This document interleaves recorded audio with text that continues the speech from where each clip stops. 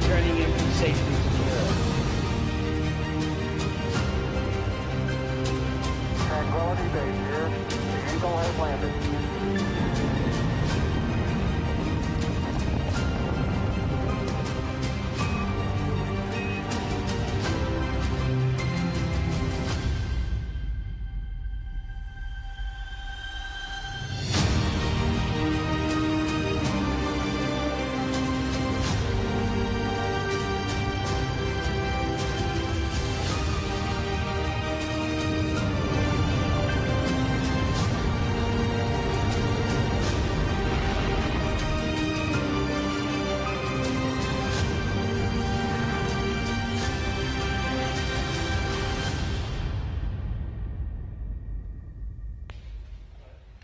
Good afternoon. I'm NASA Shaniqua Vereen, and we are live inside the White Flight Control Room at the Johnson Space Center here in Houston, Texas. We are bringing you live coverage today of the distant retrograde orbit departure burn. This is a quick burn expected to fire for 1 minute and 45 seconds, beginning at 3:53 and 50 seconds p.m. Central Time, 4:53 p.m. 45 seconds Eastern Time. The distant retrograde orbit is an elliptical orbit or oval shape around the moon. This orbit is unique to Artemis I, testing out its various systems, and will not be used on future Artemis missions. Later, we'll have NASA's Dan Hewitt back at the moon board to explain a little bit more about the distant retrograde burn and how it affects leaving the distant retrograde orbit. And NASA's Robin Elgart is here later today to talk to us about the deep space radiation environment and what she is doing to help further our knowledge on space beyond lower Earth orbit. We'll catch up with them a little bit later, but for now, here are some shots inside the Artemis Mission Control Room.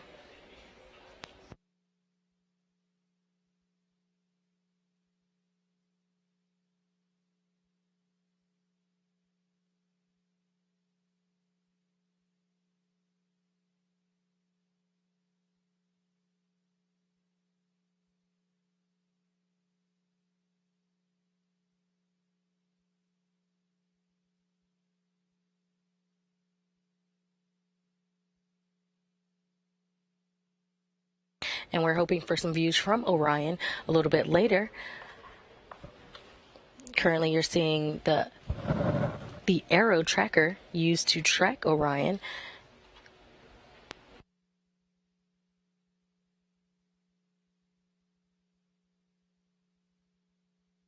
Seeing current velocity, distance from Earth, and distance from the moon. Following a successful launch on Wednesday, November 16th, NASA's uncrewed Orion spacecraft is ready for its distant retrograde orbit departure burn today on day 16 of its 25 and a half day mission beyond the lunar surface. Orion lifted off atop the Space Launch System rocket at 1:47 a.m. Eastern Time from Launch Complex 39B at NASA's Kennedy Space Center in Florida. The distant retrograde departure burn prepares Orion for a second lunar flyby, or that RPF, the return powered flyby, and Earth insertion burn, and finally preparation for a re-entry and splashdown planned for December 11th.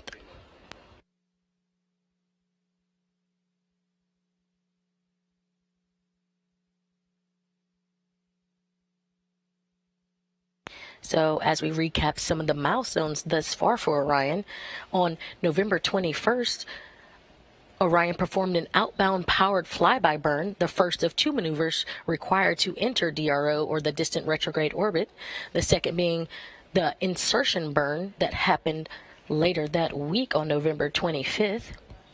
At the time of the outbound powered flyby, Orion was just 81 miles above the lunar surface. Throughout the mission, the spacecraft performed a series of outbound trajectory correction burns to put Orion in the proper configuration to enter the distant retrograde orbit. So remember, 81 miles above the lunar surface on November 21st, and by November 22nd, Orion exited the gravitational sphere of influence of the moon and was at a lunar altitude of nearly 40,000 miles.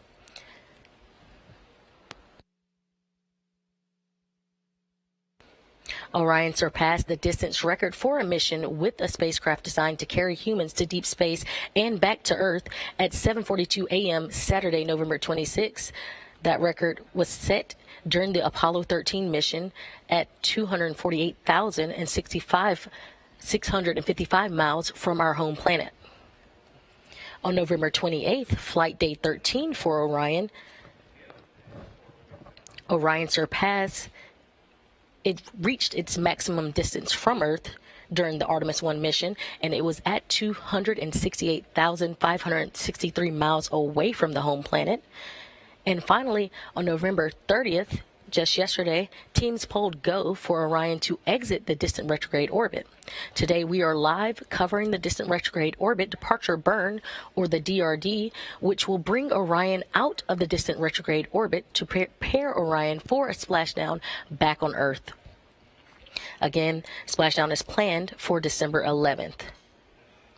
And we are looking for the burn for the distant retrograde orbit departure burn to happen at 3:53 and 56 seconds p.m. Central Time.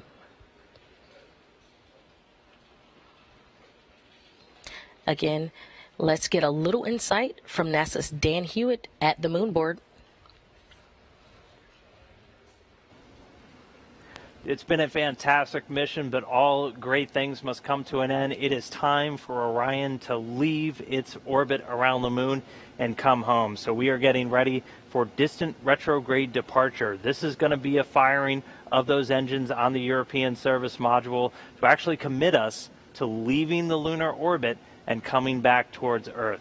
So we're again going to be using that large main engine to start to swing us back in close so we can do essentially a slingshot around the moon. We'll be dipping in again for another powered flyby, this one called the return powered flyby, which is really going to kind of fine-tune our path back towards the atmosphere. But the one really committing us to come home is going to be this one that's coming up, this distant retrograde orbit departure. So for Orion, it's going to be farewell to the moon until it starts making its way to us back here on planet Earth.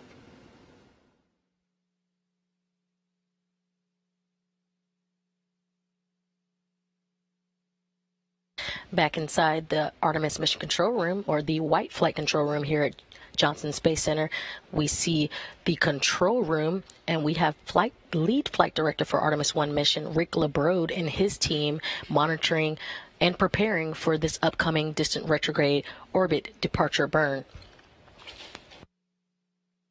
Here with me now, I have a special guest today on console. This is Robin Elgart, space radiation element scientist. She will discuss the deep space radiation environment and what we are learning on missions like Artemis I. Hi, Robin. Thank you for joining me today. Thanks so much, Shaniqua. I'm happy to be here. And can you tell everyone what a space radiation element scientist is? Of course. So, as a space radiation element scientist for the Human Research Program at NASA, I am responsible, along with my excellent team, for developing and executing a robust research strategy to understand, characterize, and hopefully mitigate the health impacts to humans from the space radiation environment. And so when we talk about space radiation, why does NASA care? Well, turns out space is a radiation environment, and so our astronauts are actually radiation workers. And so that means that we know that radiation is a health hazard for them, and we need to do our best to characterize that and mitigate that. And so this radiation comes from 3 different places. in our universe, first we have our galactic cosmic rays. Galactic cosmic rays are theorized to be the result of stellar explosions, where the things like supernova are accelerating particles throughout the universe. Right? And so you can imagine how fast these particles are going. And then we have trapped radiation. Trapped radiation is actually a consequence of our Earth having a beautiful magnetic field, and it protects us from all sorts of things, but it also traps some of that radiation that's zipping around out in our solar system inside these belts, which are called the Van Allen belts. So those are these sort of donut-shaped rings around our planet. And then thirdly, and probably the most well-known, are solar particle events. And these are when the sun sort of belches out some extra solar particles and out into our solar system. Okay, and you mentioned solar particles. Can you explain a little bit of what those are and how they could affect the Artemis missions to come? Absolutely. So the sun is a giant rotating ball of magnetized plasma, which is sort of mind-blowing when you think about it. And it creates an incredibly complex magnetic field throughout our solar system, and also on the what we think of as the surface of the sun. And those some localized areas of the sun those magnetic fields in those localized areas can get really tangled up and entangled with each other, and that creates something that we all know of called sunspots. And you can actually see these with the appropriate kind of telescope from down here on Earth. These sunspots can create sort of active regions where the local magnetic fields are really entangled. And just like anything, you can, something that builds and builds and builds energy, at one point it just gives up.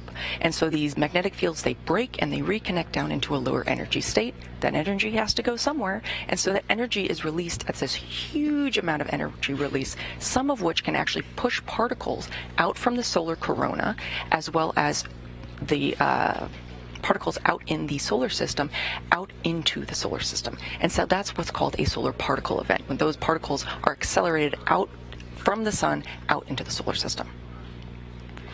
Awesome, and that is definitely something worth caring for. On Artemis I, on flight day 13, on November 28th, Orion reached its maximum distance from Earth. Now, we know that that maximum distance was 268,563 miles from our home planet.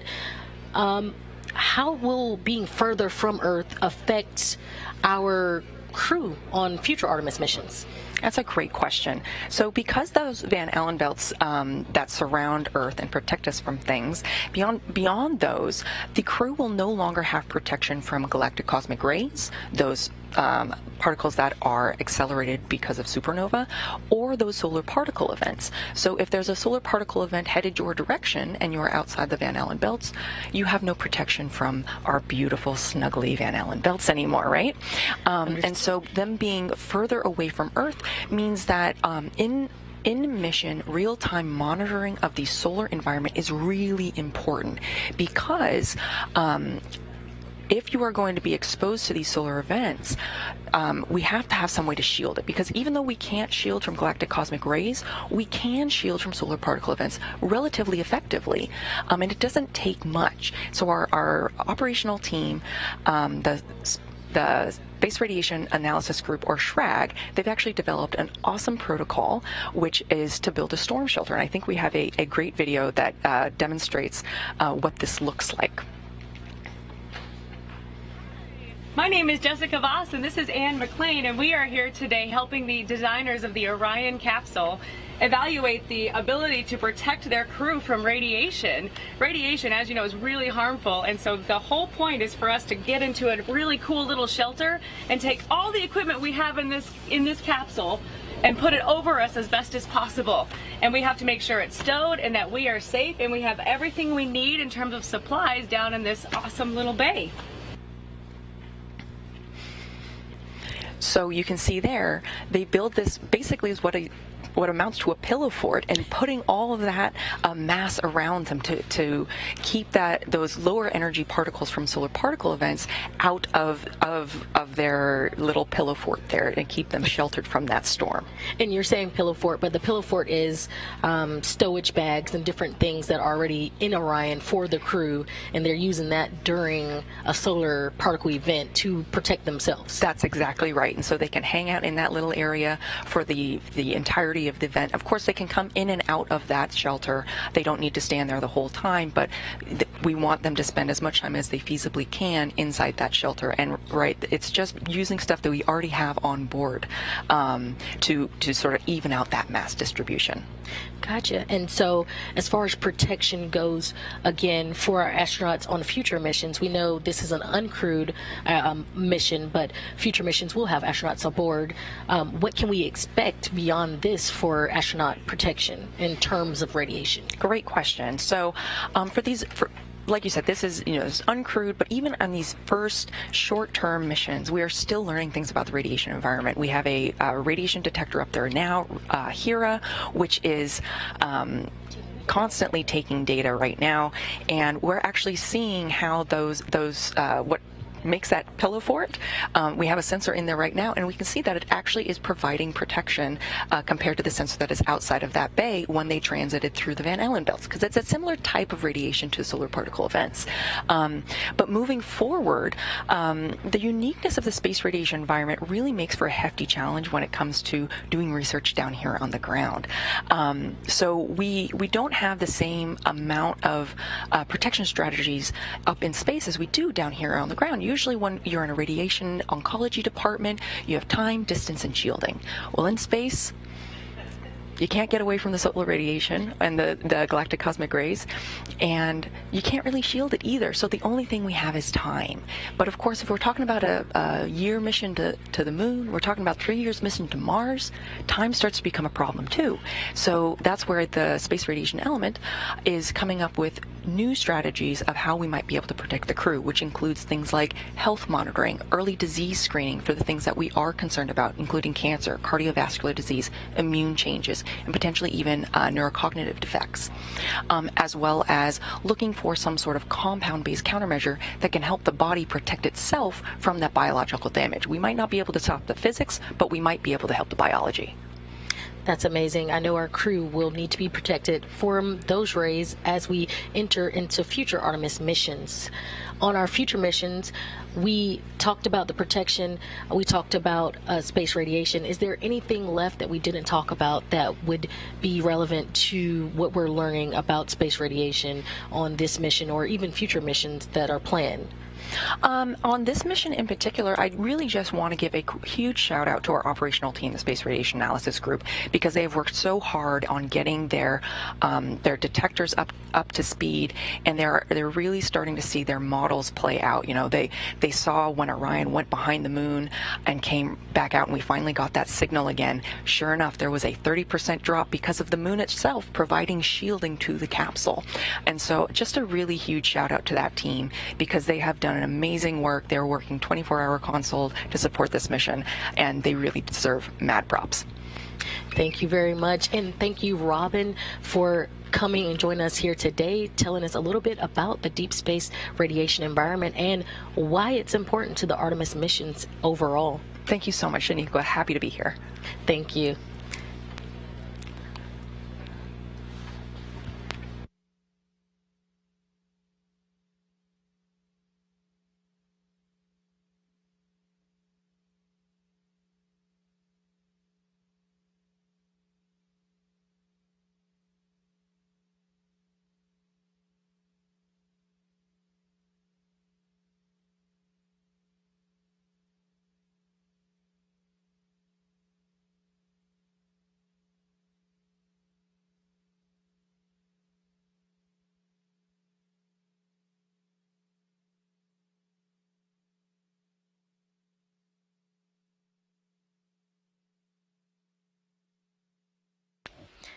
And if you just joined us, you're watching live coverage of the Artemis I mission. Today we're on day 16 of the 25-and-a-half-day mission. We are currently awaiting the DRD, or the distant retrograde departure burn. And we're looking for that burn to happen at 3:53 and 56 seconds p.m. Central Time, 4:53 and 56 seconds p.m. Eastern Time. So about 4.5 minutes out now from that burn.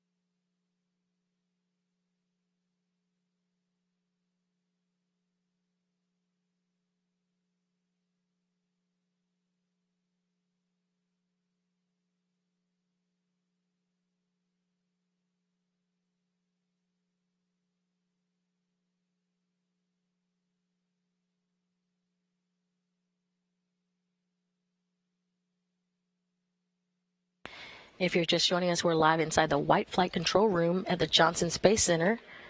We are awaiting the departure burn. That's the distant retrograde orbit departure burn for Orion. You're currently seeing live views from Orion spacecraft as it prepares for just a minute and a half from now to do that burn.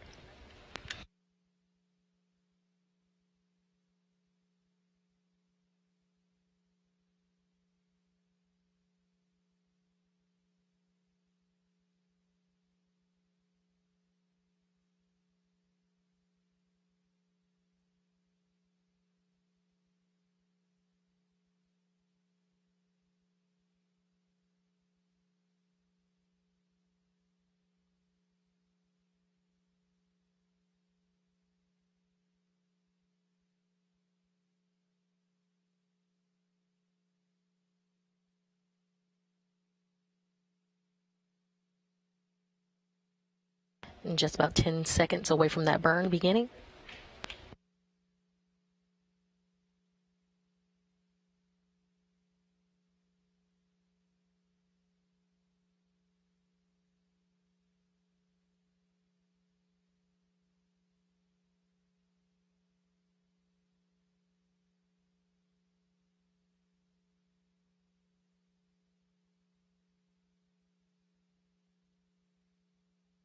The burn has begun.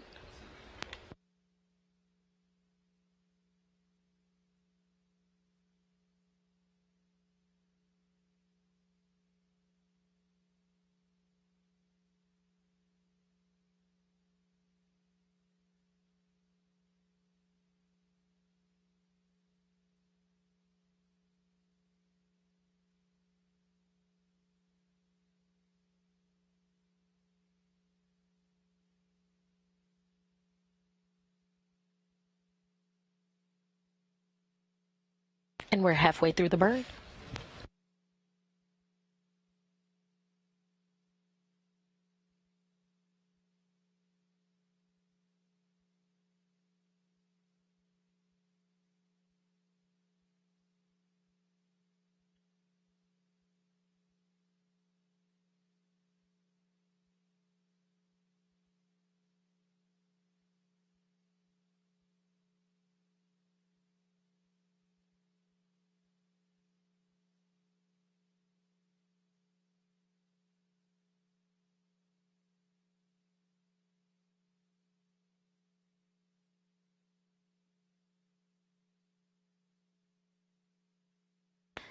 And we currently see a little Earth behind / beside one of the Orion solar arrays coming into view and out of view as this burn continues.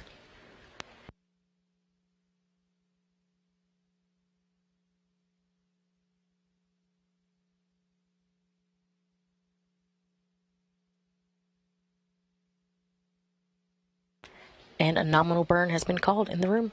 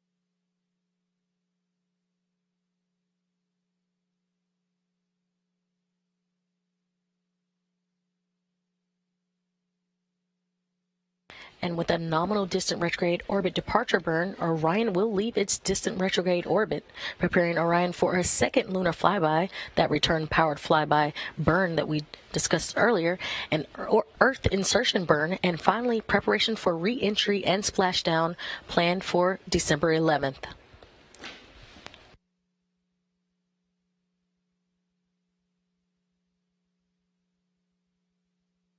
Again, Orion has had a nominal 1 minute and 45 second distant retrograde orbit departure burn.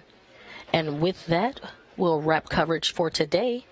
But we'll be covering the RPF, or the return power flyby burn, live on air on Monday, December 5th. Again, that will be aired at 8:30 a.m. Central Time, 9:30 a.m. Eastern Time. And again, that is on December the 5th. Before we air that December 5th return power flyby for Orion, be sure to check out live coverage of the U.S. EVA on December the 3rd. Showtime beginning at 5 a.m. Central Time, 6 a.m. Eastern Time.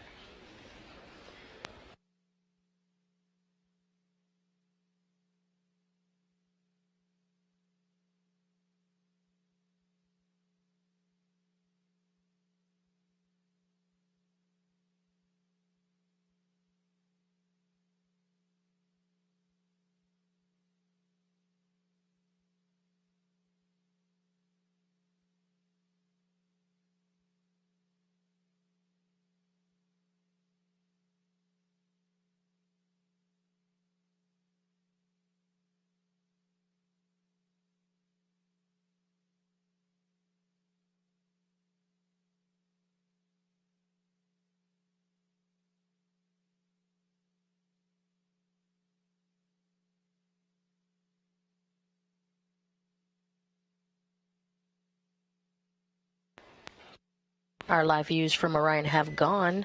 Briefly, we are currently looking at the Aero tracker. You can track Artemis and you can track Orion on www.nasa.gov/track Artemis. Again, this is the aero tracker giving you the velocity, the distance from Earth, and the distance from the moon for Orion in real time.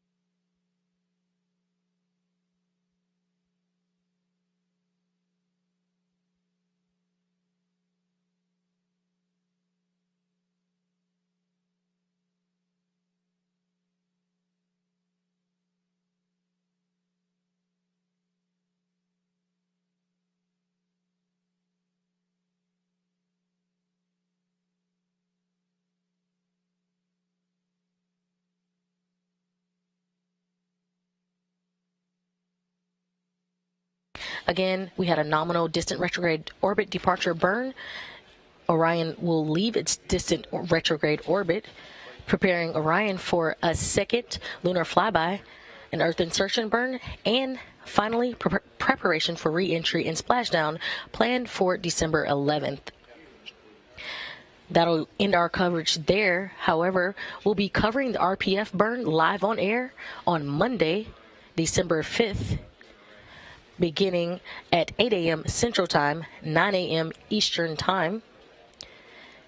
And before that burn coverage, we also have live on air Saturday, December 3rd, the U.S. Spacewalk 82, and that will start at 5 a.m. Central Time, 6 a.m.